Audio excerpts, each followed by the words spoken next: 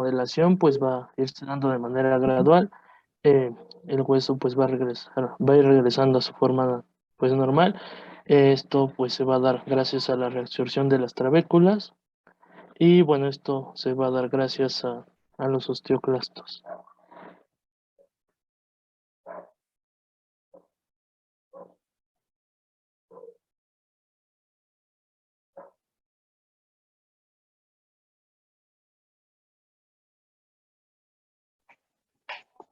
Bueno, habrá condiciones necesarias para que se pueda conformar la consolidación, perdón. La primera es el contacto óseo. Esto quiere decir que los fragmentos principales no deben estar separados de más de medio centímetro, pero en otros lados marcarán que 1 centímetro. Por otro lado, tenemos que la estabilidad de la fractura en condiciones mecánicas adecuadas, no va a haber rigidez absoluta ni movilidad, sino estabilidad y elasticidad para que los estímulos mecánicos favorezcan la consolidación. También tenemos la vascularización, también es importante, pues vaya que empiece la angiogénesis y la masa muscular, la masa celular regeneradora. Esto quiere decir que sin células no se produce un callo y por ello debe haber periósteo y en partes blandas vecinas como fuentes de células progenitoras. La siguiente, por favor.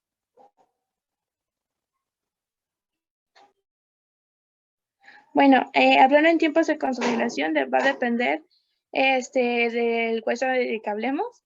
Entonces, tenemos que pues la clavícula en fracturas diafisiarias tenemos a 6 semanas y en fracturas metafisiarias el número proximal en 6 semanas. Bueno, primero fracturas diafisiarias. La clavícula 6 semanas. El número va de 10 a 12 semanas. El cúbito y radio 16 a 20 semanas. El fémur de 13 a 19 semanas.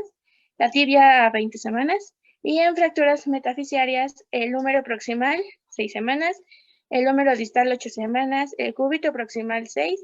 El fémur proximal de 8 a 10 semanas. El fémur distal de 14 a 17 semanas y la tibia proximal y distal de 8 a 10 semanas. La siguiente, por favor.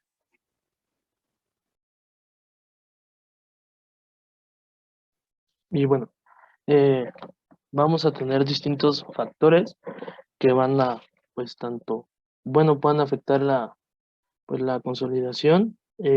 Va a haber unos pues, que lo van a estimular, otros que lo van a inhibir.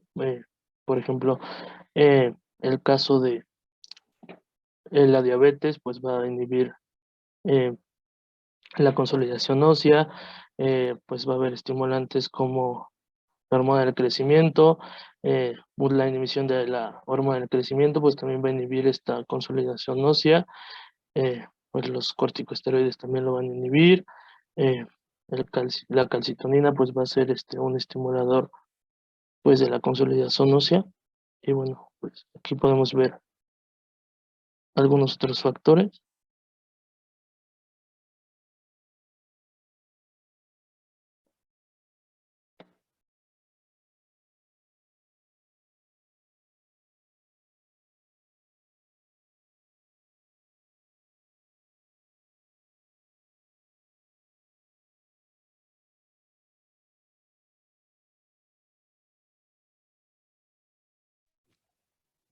Hugo, ¿estás ahí? Sí. Ok, bueno, y estos pues factores van a ser importantes porque pues vamos a ver más adelante unas complicaciones de esto, de la consolidación ósea, y entre ellos pues tenemos la pseudoartrosis o el retardo en la consolidación ósea. Y bueno, estos pues son algunos de los factores que pues van a generar que estas complicaciones se presenten. La siguiente prueba.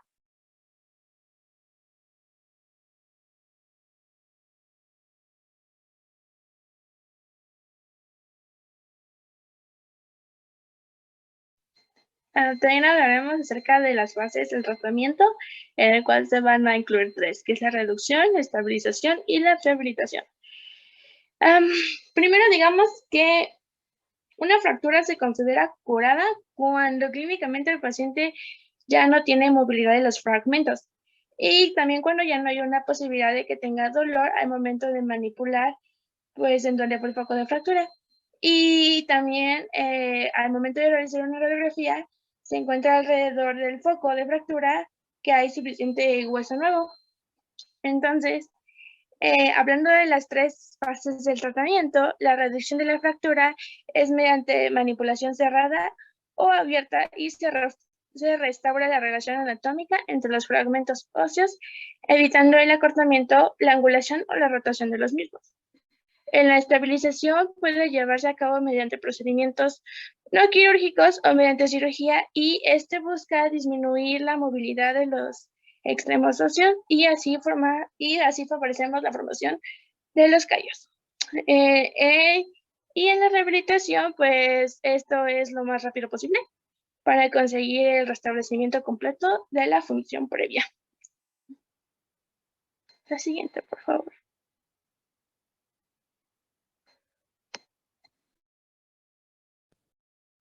Bueno, y ahora sí, entrando a la parte de complicaciones de tratamiento, les vamos a hablar sobre las más comunes, y si no es que también pues las más importantes o las que afectan más el estado de las fracturas. Y primeramente pues está la osteomielitis, que bueno, básicamente es la inflamación ósea con modificaciones neurohumorales. Esta puede ser de 2 tipos, que va a ser la inespecífica o piógena, la cual pues como su nombre lo dice, al ser piógena pues va a ser a base de diferentes bacterias. En este caso pues va a ser el Staphylococcus aureus en un porcentaje del 60 al 90%, que pues va a ser el más común. Y también específica, pues va a ser derivada por un bacilo tuberculoso, perdón. En este caso, pues podrían ser los de Hansen o también los gonococos de Neisser.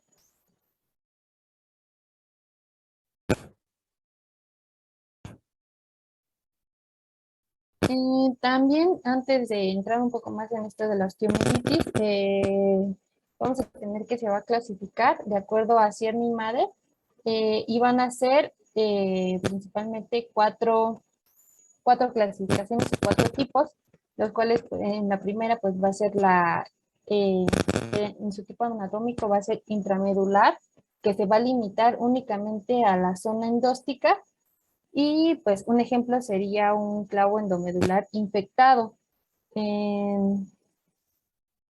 Como se observa en la imagen, esta es únicamente en la zona endóstica, en la intramedular. En el tipo 2, que es la superficial, va a haber una afectación superficial de la cortical, que por ejemplo pues va a ser la osteomielitis secundaria a una úlcera por decúbito. Estas pues como ya sabemos se forman a través de una presión constante, que no hay movimiento de una persona, y pues esta presión va a generar esta afectación, que es únicamente en la cortical. También en la tipo 3, pues que es la localizada, va a haber una afectación completa de la cortical y de la médula.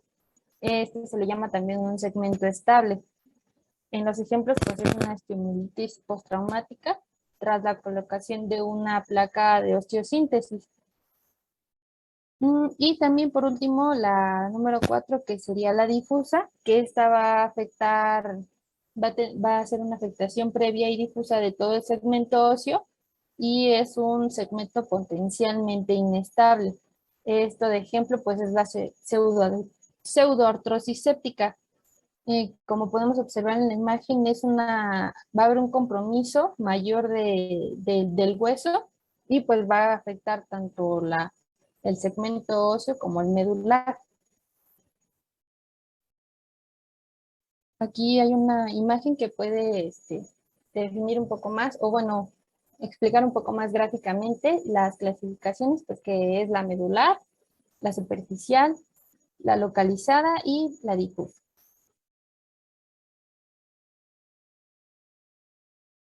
Y bueno, ahora sí, Dentro de todo esto está la osteomielitis hematógena y pues el grupo que se ve más afectado van a ser los menores de 2 años y también las poblaciones de 8 a 12 años. Esto es principalmente porque al aún estar en formación los huesos, pues se puede ver más comprometido en estas zonas o los cartílagos que pueden dañar a los niños. Sus localizaciones más frecuentes, que se las voy a mencionar de las más frecuentes a las menos frecuentes, pues van a ser principalmente la de metáfisis distal del fémur, que es una de las principales, también la metáfisis proximal de la tibia, la metáfisis proximal del fémur y la metáfisis distal del radio y del húmero.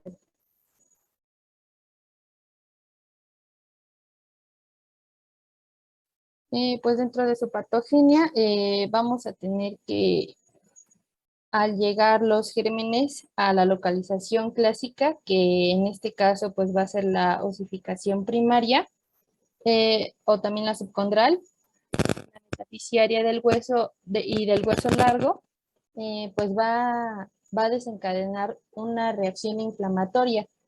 Esto va a provocar también una congestión intensa, un edema y también una supuración, que van a ser los signos principales de una infección debido a la entrada de los gérmenes.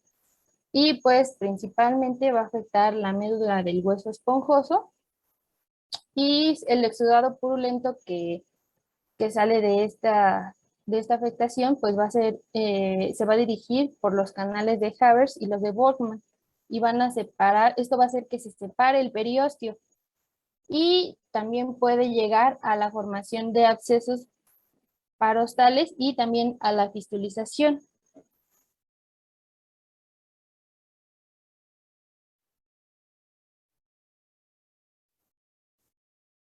Bueno, dentro de la osteomielitis crónica, esta puede ser por una persistencia de lesiones supurativas osteomedulares.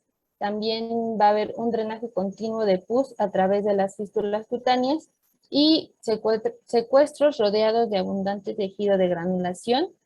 Y también va a haber una activa neoformación corticoperióstica.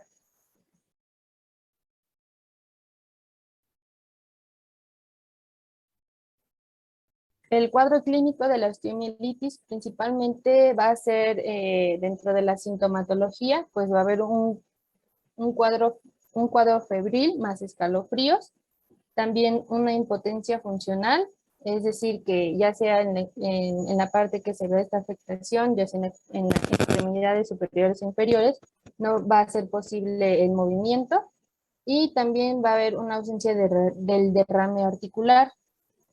Y pues los signos principales va a ser el dolor local. Este es el más específico, el que va a referir el paciente va a ser el dolor. También ya a la vista se va a ver una tumefacción, el rubor y también una contractura muscular.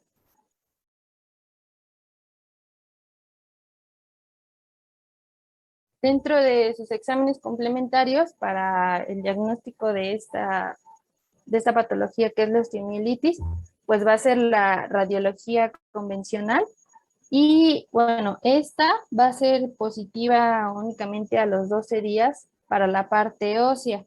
Esto quiere decir que va a ser más visible en los primeros 12 días y previamente se pueden presentar tumefacciones de partes blandas. También nos puede indicar la aparición de secuestros y estos se presentan más que nada radiodensos o también se pueden presentar cavidades.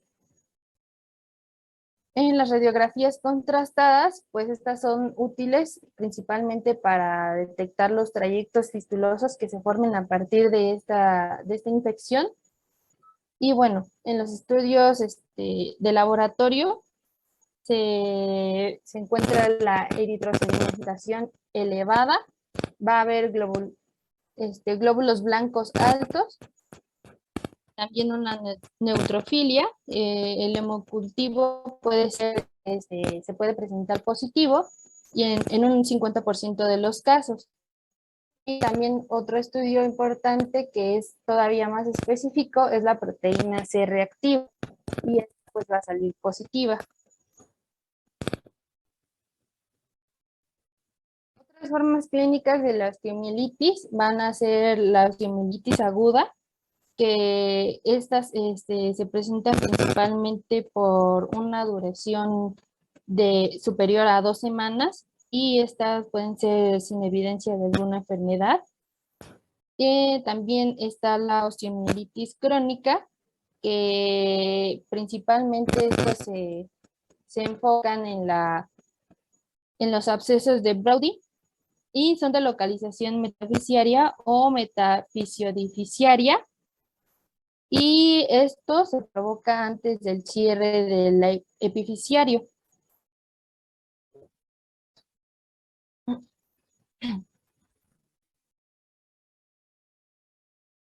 Las complicaciones de la osteomielitis, pues la principal va a ser que puede desencadenar una muerte por septicemia. También puede haber un compromiso o destrucción del cartílago que esté en crecimiento. También la malignización de trayectos fistulosos y crecimientos excesivos, que puede ser debido al incremento circulatorio. El tratamiento, pues principalmente debe ser precoz, debido a que la osteomielitis puede ser una urgencia hospitalaria. Se debe actuar precozmente con antibiótico-terapia de amplio espectro y debe haber una inmovilización con yeso. La osteomielitis crónica, pues debe haber una resección de trayectos fistulosos, también la eliminación de cavidades cerradas y la extirpación de secuestros.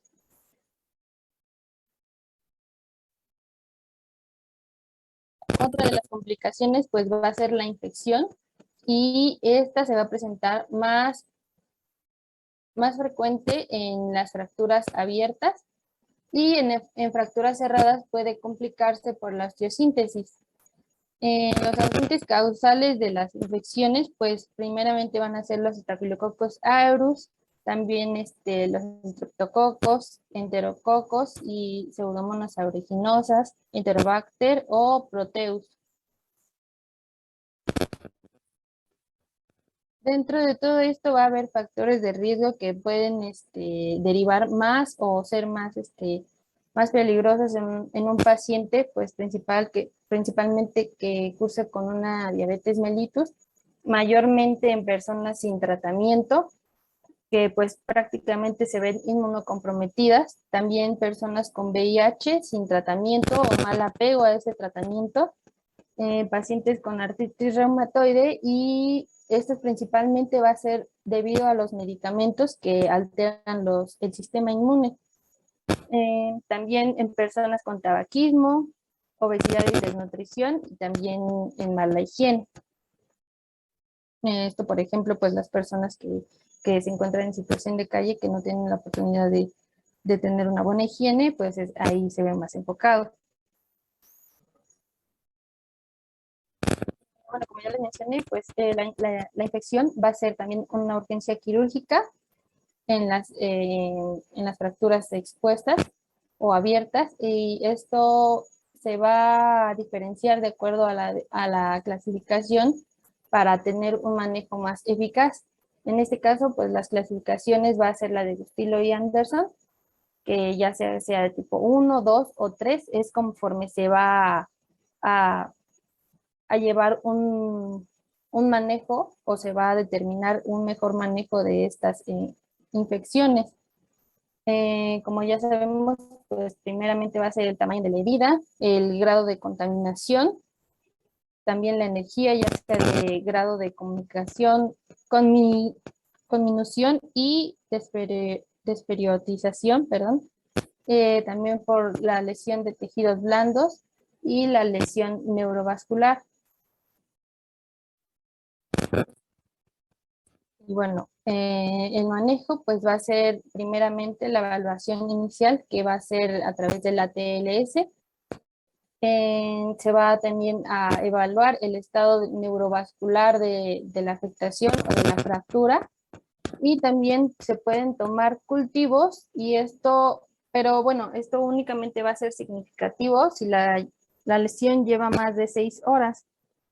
Esto para determinar cuál es el agente causal de la infección que esté provocando, y pues para llevar un tratamiento un poco más específico. También puede haber una irrigación con solución salina normal, que por ejemplo en el grado 1 es de 3 litros, en el grado 2 de las fracturas pues va a ser de 6 litros, y en el grado 3 a partir de 9 litros. Va a ser la administración precoz de los antibióticos, también es un punto importante. Y bueno, ya como para un seguimiento, pues son las evidencias fotográficas en un inicio y posterior a la administración de antibióticos. También pues el retiro de la contaminación mayor es otro de los puntos importantes, y también la cubierta con un apósito estéril con solución salina. Y aquí es importante mencionar que no se deben utilizar antisépticos locales, porque esto puede llevar después de cierto tiempo, puede llevar a un cúmulo más de bacterias. Y bueno, para el manejo antibiótico, esto se va a clasificar igual al tipo o al grado de la fractura, que en este caso pues va a ser en fracturas de grado 1. Se puede administrar amoxicilina y clavunato 1.2 gramos cada 8 horas, o cefalotina 1 gramo cada 6 horas durante 72 horas. En el grado 2 también es el mismo que en la de grado 1, pero esta va a ser no, más bien es el mismo que en el grado 1, y en donde cambia o ya cambiaría sería en el grado 3, que es un compromiso más grave de la afección, y en pues se puede administrar cefalotina 1 gramo cada 6 horas, más gentamicina 6 miligramos por kilogramo al día, y esta va a ser cada 24 horas, o también puede ser dividido en 2 dosis diarias durante 72 horas. También se puede llevar a cabo una profilaxis antitetánica por medio de una dosis con vacuna antitetánica. Y bueno, este tratamiento pues debe iniciarse lo más tempranamente posible, y se debe administrar en una infección intravenosa de 30 a 60 minutos. Y esto pues básicamente debe ser durante 72 horas para el mejor manejo de esta infección.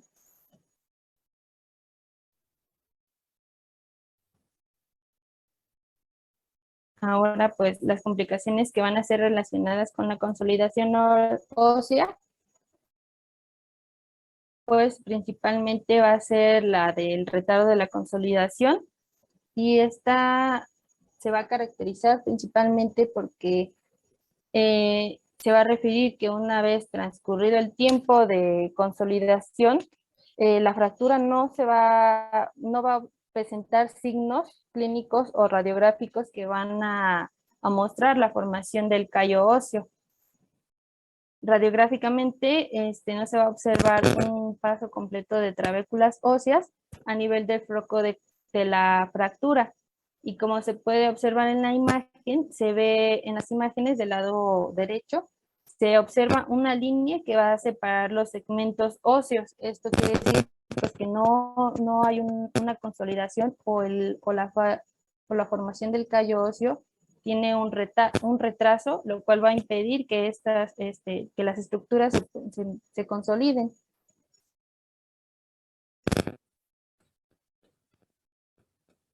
Bueno, dentro de las bases del tratamiento de esta consolidación, pues primeramente en el retardo va a ser a través de estímulos mecánicos, que va a ser la dinamización de la fractura. También se puede puede llevar un proceso a través de estímulos eléctricos y también la estimulación de los factores del crecimiento. En los casos de pseudoartrosis hipertrófica, pues debe haber una fijación rígida. Esto puede ser a partir de una placa o un clavo y también por un fijador externo. En la pseudoartrosis atrófica, pues también va a ser una fijación rígida más un aporte de injerto. Esto para favorecer también este proceso de consolidación.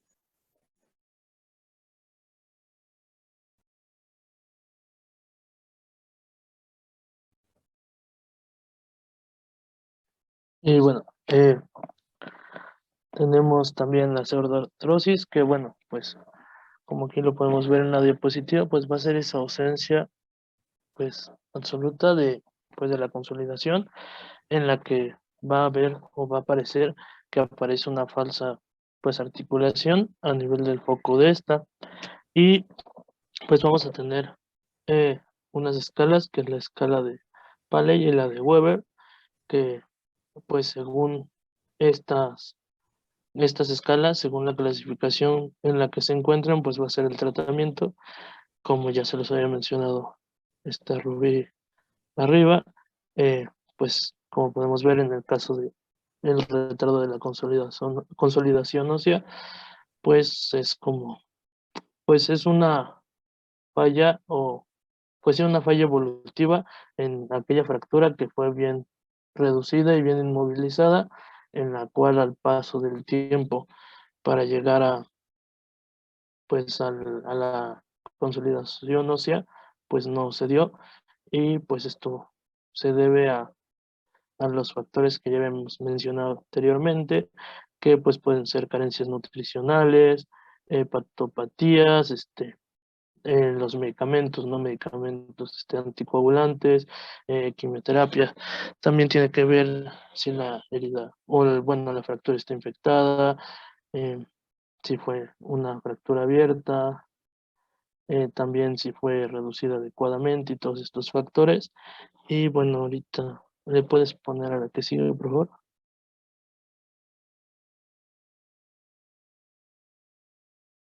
Ok, y bueno, eh, aquí tenemos la clasificación de Paley, que pues vamos a tener dos tipos, la tipo A y tipo B. En el caso de la tipo A, pues es cuando hay una pérdida ósea menor a 1 centímetro, y en la tipo B, pues cuando esa pérdida ósea es mayor a 1 centímetro. Y pues dentro de estas clasificaciones, pues vamos a tener subtipos. Dentro de la tipo A, en la tipo A1 es cuando la pérdida ósea es menor a 1 centímetro y pues es móvil. En la tipo A2 es cuando la pérdida ósea pues es igual de menor a 1 centímetro, pero es rígida. Y la A2 pues se va a subdividir en A2.1 y A2.2, que pues va a ser rígida, una sin deformación y otra con deformación. Y pues en el caso de la tipo B, donde la pérdida ósea va a ser mayor a 1 centímetro, en el caso de la clasificación tipo B1, pues va a haber este defecto óseo, pero aquí no va a haber un acortamiento, como si se va a presentar en el caso de la tipo B2, que pues en esta hay un acortamiento, pero pues no va a haber un defecto óseo. Y pues en la B3 pues va a haber ambas, acortamiento y defecto óseo. Y pues esto va a ser según a la clasificación de Paley. Y ahorita vamos a ver la clasificación de Weber. La siguiente, por favor. Y bueno, eh, esta clasificación de Weber, que es la que eh, hace rato que les estaba diciendo está rubio el tratamiento, pues tendría que ver con esto. Pues va a haber hipervasculares y avasculares. En el caso de las hipervasculares, pues tenemos tres tipos: la A, que va a ser en pata de elefante; la B, casco de caballo; y la C, oligotrófica. Y en el caso de las vasculares, pues vamos a tener de 4 tipos, D, E, F y G.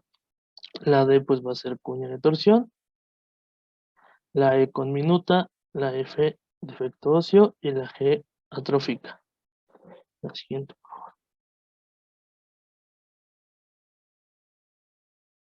Y bueno, estos pues son los factores que ya les había mencionado que pues van a retrasar la consolidación ósea. Entonces esta la podrías cambiar, por favor.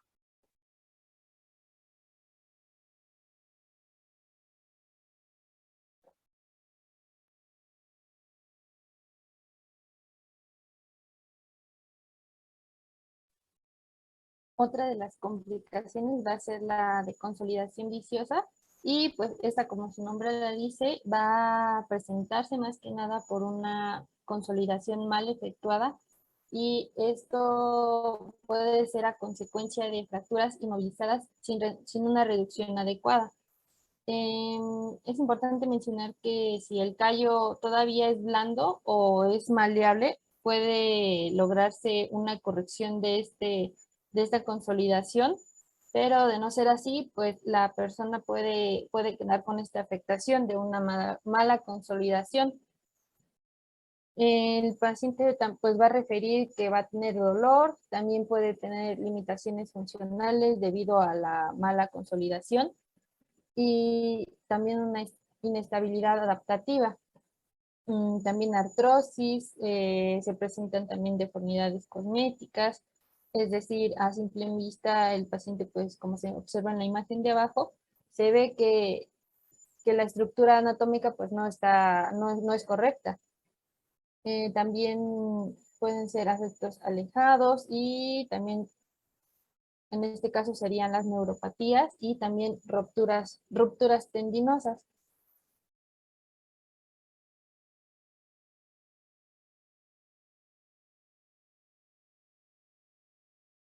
Estos son algunos tipos de las consolidaciones viciosas.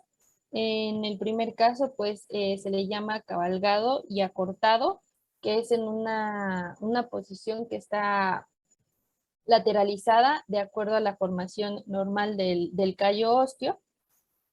También se pueden presentar angulaciones diaficiarias. Esto, pues como se observa en la imagen, la estructura anatómica, o en este caso el hueso, se ve angulizado. Esto porque la formación o la consolidación ósea se fue derivando o se fue angulizando. Y también pues está la coxavara postraumática, que se forman como tipo placas alrededor de las porciones de la fractura. También la de rotado, que como se observa en la imagen, se ve como si la estructura anatómica o el hueso se viese girado o rotado. Y también puede presentarse la sinostosis, que esta pues la formación del callo óseo no va a estar en su posición o en la posición que deba referirse para la consolidación del hueso.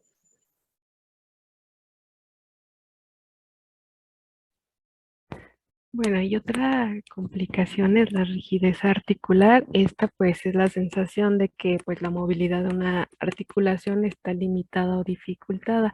Aquí la causa pues es una inactividad prolongada y como lo muestra en la imagen, a lo mejor pudo ser por un traumatismo, se le enyesó alguna extremidad y es debido a esta rigidez. Y también entre otros factores. Aquí comprende que pues, la articulación vecina de la fractura, pues esto nos ocasiona la pérdida de la amplitud de movimientos, como ya lo mencioné. Esto generalmente debido al medio que se le puso, que es en este caso un medio inmovilizador, que mantiene demasiado tiempo inmóvil a la articulación. Y como tratamiento, pues en esta, en esta, en, en esta complicación, pues es la fisioterapia.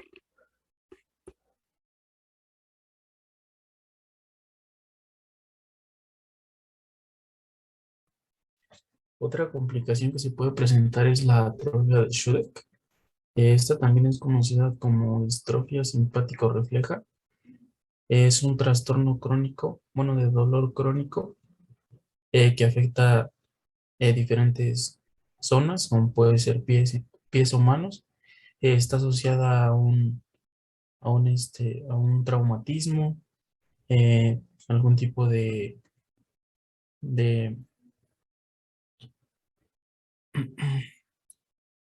algún tipo de esguince o de luxación. Esta se divide en dos. La tipo 1 es cuando se identifica una lesión nerviosa específica y la tipo 2 no hay una lesión. En la tipo 2 hay una lesión nerviosa identificable. Eh, los síntomas característicos en este tipo de atrofia es es un dolor neuropático tipo quemante, edema, eritema en la región afectada. La siguiente, por favor. La ciencia. Bueno, en cuanto a las causas, se presenta principalmente por algún traumatismo, algún tipo de fractura. Esta corresponde a un 60 a 70%. También se puede presentar a causa de una cirugía menor, en el caso del síndrome de túnel carpiano, que es un entumecimiento o hormigueo, así como debilidad muscular en la palma de la mano. Afecta los dedos, bueno, el dedo pulgar, índice, mediano y anular. Esto causa una compresión en el nervio mediano que pasa por el túnel carpiano en los huesos de la muñeca, así como la enfermedad de Dupuytren, que es un engrosamiento y endurecimiento del tejido fibroso, que de igual manera se encuentra en la palma de la mano, afecta al dedo anular y el meñique. También puede ser presentada por algún tipo de luxación o esguince, en algunas zonas en específico por algún traumatismo. Como ya había mencionado, el cuadro clínico es una hiperalgesia, que es una hipersensibilidad regional, que se puede traducir en alodinia, que es un dolor a estímulos que normalmente no son dolorosos. Yo no sé. También presenta edema, Ya es responsable. disminución de la función y miastenia. Es pesado. La siguiente, por favor.